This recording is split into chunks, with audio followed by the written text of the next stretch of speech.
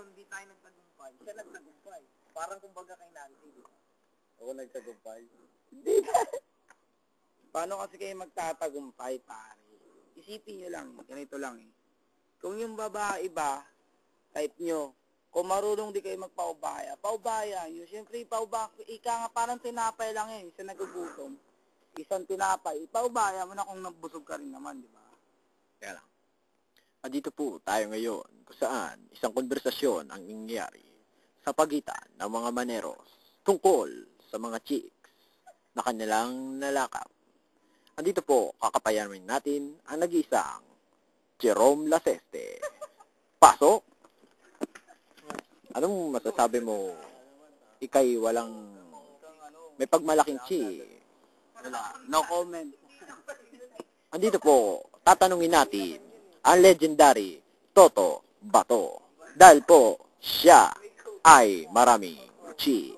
Ano masasabi mo, Toto? Ang masasabi ko lang dyan sa mga taong sabik sa mga ligaya, iwas-iwas kayo sa mga mamaya makadali kayo na may sakit. Tignan nyo, di nyo alam, may papatak na kulay dilaw na lang dyan. Yan lang masasabi ko, no comment. Meron ka bang pinapatatamaan, Mr. Toto Bato? Meron akong pinatatamaan. Sige, didiretsahin ko na yung taong yun. Iniisip niya ba na porkit na dinadaan siya sa pakyutan, hindi niya na kaya manligaw? Kaya niya eh. May tsura naman siya, kaya alam mismong sarili niya, dinadaw niya. Tsaka ang maling diskarte niya, dinadaan niya sa kwento, ayaw niya directly, sabihin ka. Siyempre yung babae nabibitin din, di ba? Tama ang iyong sinabi. Ano bang itsura ng iyong pinatatamaan? Ito ba'y pitpit ang ulo? Baliko ang lieg? Pwede bang sabihin ito? Maaring medyo pitpit ang ulo nun. Medyo may pagkabaliko rin ang leg nun. Maraming salamat, Mr. Toto. Isa naman sa mga biktima ang nakasaksi. Ating kakapayanin, si Mr. Junior. Ano mo masasabi mo sa nasabi ng iyong kaibigan? Kasi, ganito yan. Ikaw, Toto, manahimik ka na. Yun lang ba? Ikaw, ano masasabi mo? Remark. At ikaw ang pinatatamaan. Si Toto kasi nakikita niyang mga ginagawa ko, kaya naman napansin ko na. Ngayon, si Jerome, na-OP na ata. Dapat siya naman ang tanungin mo sa ngayon. Dapat ba tamang bounce lang? Oo, tamang bounce. Alug mo lang yung ulo mo. Sabay mo lang. Salamat. Ito naman, ang isa sa pinakamagigiting at pioneer ng Manero, si Roland Matias. Pasok! Ano masasabi mo? No comment. No comment. Wala siyang masabi. Ayon sa pagsisiyasat ng scene of the crime operatives, andito, marami sila, mga nagtataka, ano nga ba ang sex sa buhay ng isang tao? Ito boy, nakapagpaligaya o nakapapatay ng ligaya? Sa muli, magandang gabi. Ako po, si Jimboy, Daloy-Loy, para sa Palaboy. Paalam. Andito po tayo ngayon kung saan nagaganap ang isang konversasyon ng mga grupo ng kabataan. Ano nga ba ang sex sa buhay nila? Isa-isa po natin silang kakapayamanin. Unang-una, ang taong sabik. At ano pa ang masasabi niya? Ito, Remark, pasok. Ano ba ang sex para sa'yo? Pwede mo bang i-describe sa amin ito? Ito, ayaw niya magsalita. Ang kanyang tagapagsalita. Walang iba, kundi si Toto Bato mula sa Mariluz Emi de la Cruz, Pasay City. Pasok! Ang masasabi ko na yun sa sex, Teka lang, para ka nagra-rap, ayusin mo. sabi ko lang, ang sex, conforme naman sa babae yan kung gusto niyang mag-sex kayo. Kaya lang ang mahirap lang. Huwag niyo masyadong sasagalin kasi maaari rin na mangayayat kayo at dapat din kailangan niya mag-family planning muna kayo, di ba? Family planning muna kayo. Tapos kailangan din na tamang anak. Teka lang po, Mr. Toto. Kailangan ba, ano bang mga kagamitan para sa family planning? Kailangan ba dyan ng plastic ng yelo o plastic ng ice candy? Ano po ba? Pwede po bang ipaliwanag sa amin ito? Ang karaniwang ginagamit dyan is condom. Anong klaseng kondom? Ano to ba'y nabibili sa tindahan na piso o pinapabunot-bunutan para mapalanunan? Pasok! Nabibili ko to sa mga Mercury Drug. Tulad ng mga may flavor pa nga yan na strawberry, pakwan, chocolate. Meron po bang flavor ampalaya? Ay, nako, yun ang pinakamaganda doon. Ampalaya. Meron pa nga flavor na talong eh. Gusto mo ba yun?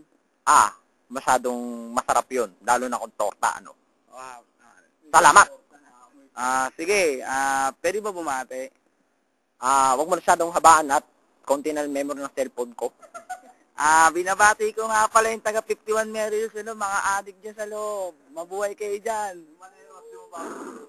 Mga grupo ng maneros, mabuhay kayo, magparami kayo. Kung sino-sino. Si Raymart, ingatan nyo dahil yan, walang yaya na kahit gaano yan. Palpak talaga sa babae yan. Isa na naman po ng grupo ng mga kabataan ang ating nakapanayam. Kung saan sila'y sabik sa sex.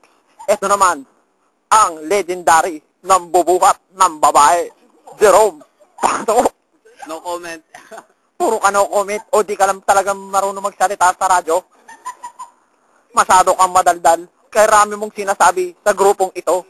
Sabi mo, binuhat mo pa at inuyog-uyog. Anong nangyari?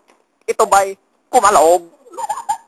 Aba, hindi na to matatapos ang ating usapang ito hanggat hindi ka nagsasalita. Hindi ka namin tatantanan. Sandali po nating pinuputol ang balitang ito. At isang kapapasok po lamang na balita. Isang babae natagpuan sa Merrillos, laylay ang panty. Ang huling suspect na natagpuan, si Junior Bombay na may putong sa ulo. May hawak pang isang bundle na tig-20. Andito po siya at kasama natin ngayon. Junior, may kinalaman ka ba sa pangyayaring iyon? Pasok! Ang totoo kasi nga, wala talaga ako kinalaman dyan.